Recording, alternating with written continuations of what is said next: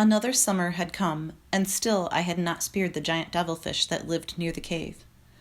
Every day during the spring, Rontu and I went to look for him.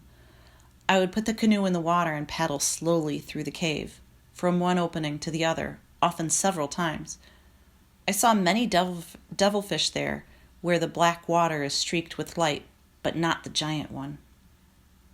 At last I gave up looking for him and began to gather abalones for winter. The red shells hold the sweetest meat and are the best for drying, though the green ones and the black ones are also good. Because the red ones are the sweetest, starfish prey upon them. This star-shaped creature places itself over the shell of an abalone. With its 5 arms spread out against the rock to which the abalone is fastened, it holds the shell with its suckers. Then it begins to lift itself. The starfish pulls against the abalone shell, sometimes for days, holding on with its suckers and pushing up with its legs until little by little the heavy shell comes loose from the body. One morning we left the cave and paddled out to the reef which is joined to it. For many days I had been gathering a few shellfish on the rocks at Coral Cove, but I had been watching the reef and waiting for the right time to harvest. This is when there are few starfish feeding, for they are as hard to pry loose from an abalone as an abalone is to pry from the rock.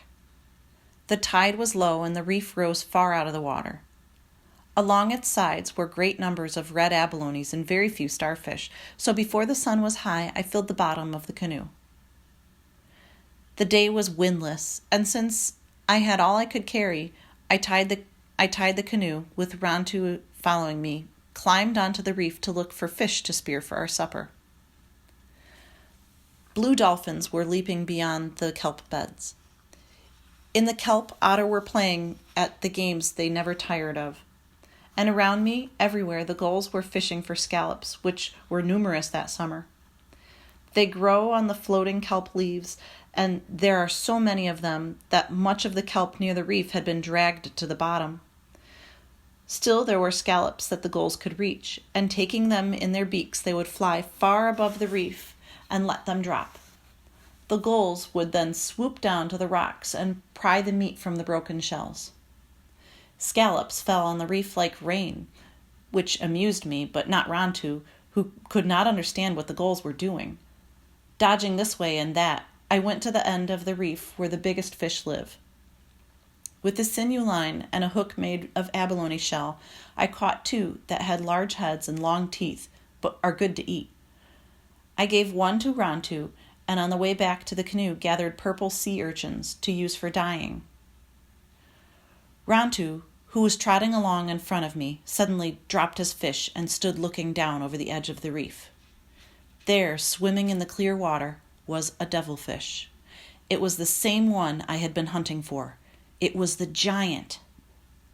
Seldom did you see any devilfish here, for they like deep places, and the water along this part of the reef is shallow. Perhaps this one lived in the cave and came here only when it could not find food. Rontu made no sound. I fixed the head of the spear and the long string that held it to my wrist. I then crawled back to the edge of the reef. The giant had not moved. He was floating just below the surface of the water, and I could plainly see his eyes. They were the size of small stones and stood out from his head, with black rims and gold centers, and in the centers a black spot, like the eyes of a spirit I had once seen on a night that rain fell and lightning forked the sky. Where my hands rested was a deep crevice, and in it a fish was hiding. The giant was half the length of my spear from the reef, but while I watched, one of his long arms ran out like a snake and felt its way into the crevice. It went past the fish and along the side of the rock, and then the end of it curled back. As the arm gently wound itself around the fish from behind, I rose to one knee and drove the spear. I aimed at the giant's head, but though it was larger than my 2 fishes and a good target, I missed. The spear struck down through the water and slanted off. Instantly, a black cloud surrounded the devilfish. The only thing I could see of him was one long arm still grasping his prey. I jumped to my feet to pull in the spear, thinking that I might have a chance to throw it again. As I did so, the shaft bobbed back to the surface, and I saw that the barbed point had come loose. At that same moment, the string tightened. My grip on it broke, and aware that I had struck the devilfish, I quickly dropped the coils I held, for when the string runs out fast, it burns your hands or becomes entangled. The devilfish does not swim with fins or flippers like other things in the sea. He takes water in through the holes in the front of his body and pushes the water out behind him through two slits. When he is swimming slowly, you can see these two streams trailing out, but only then. When he moves fast, you can see nothing except a streak in the water.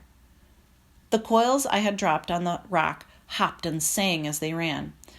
Then there were no more of them. The string tightened on my wrist, and to lessen the shock, I leaped across the crevice in the direction the giant had taken.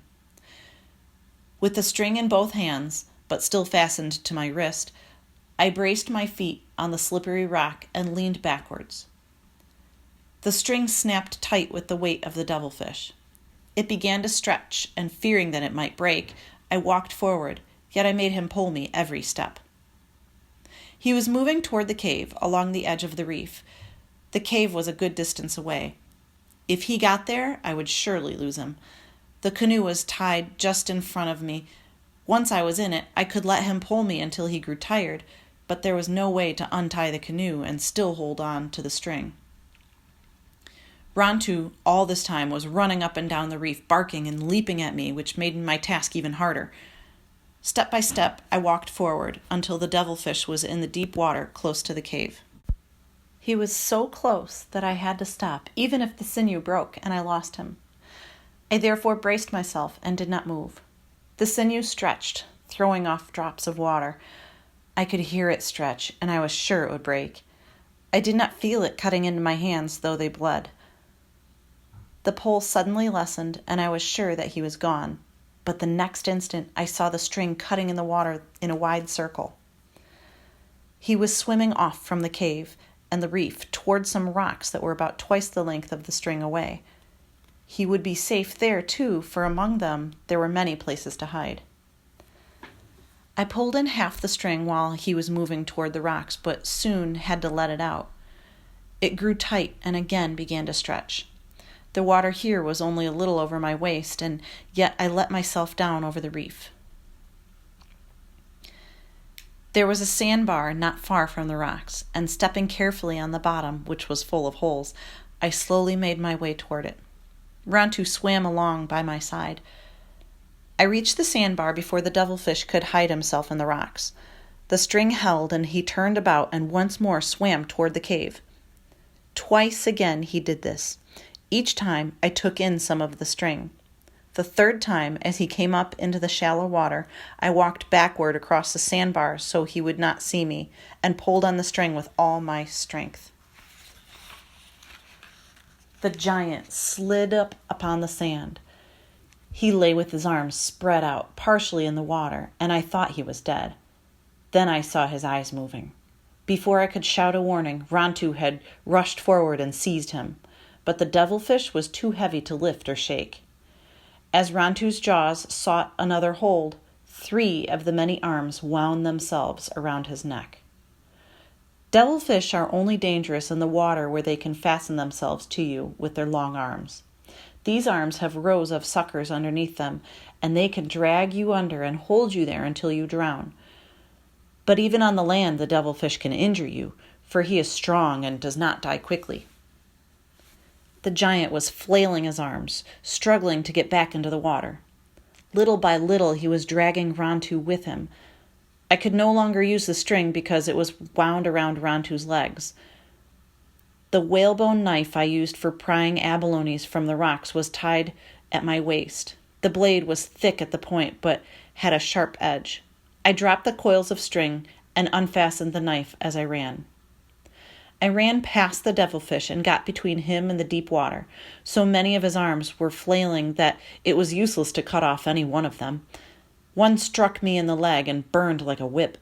Another, which Rontu had chewed off, lay wriggling at the edge of the water as if it were looking for something to fasten onto.